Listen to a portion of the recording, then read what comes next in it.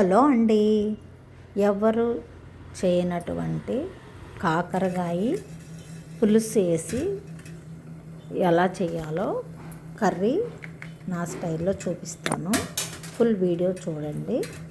ఇప్పుడు ఆ కాకరకాయల్ని, పెద్ద కాయలండి, పైన పట్టు తీసేసాను, కడిగేసాను నీట్గా.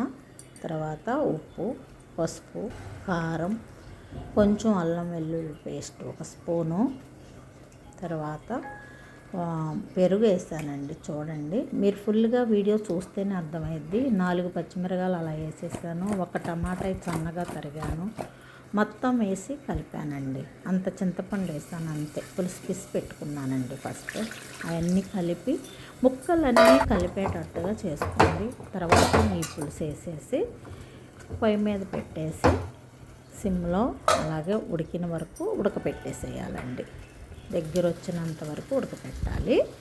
అది ఉడుకుతూ ఉండగా నేను ఏం ప్రిపేర్ చేస్తున్నానో చూడండి. 2 ఉల్లిపాయలండి కట్ చేసి పెట్టుకున్నాను.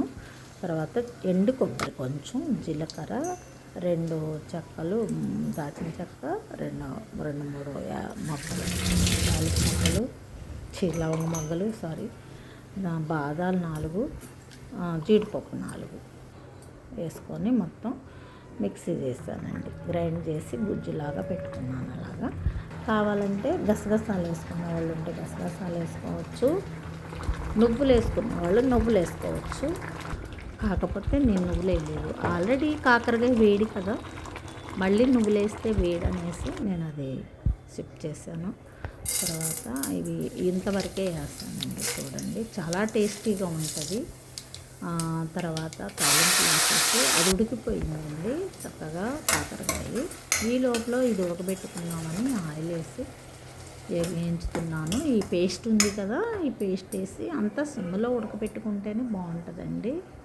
ఇప్పుడు ఆ కాకరకాయ ముక్కలు పైగా ముందు నూనెలో ఈ మసాలాలో ఎగటం బెటర్ అని చెప్పి ఆ గుజ్జు సపరేట్ చేశానండి.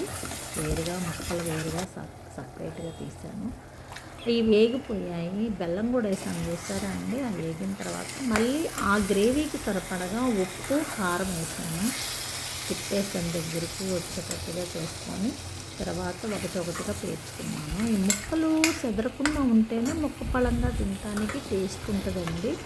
కాయలు ఉన్నాయి చూసారా, కాకరకాయ ముక్కలు పుల్లగా చాలా టేస్టీ ఉంటుందండి. అసలు చేదే కనిపించదు, చేదే దొరకదు మీకు. చాలా టేస్ట్ ఉంటుంది. ఇలా ప్రిపేర్ చేస్తేనే మీకు అర్థమైంది, నేను చెప్తే మీకు అర్థం అవ్వదు.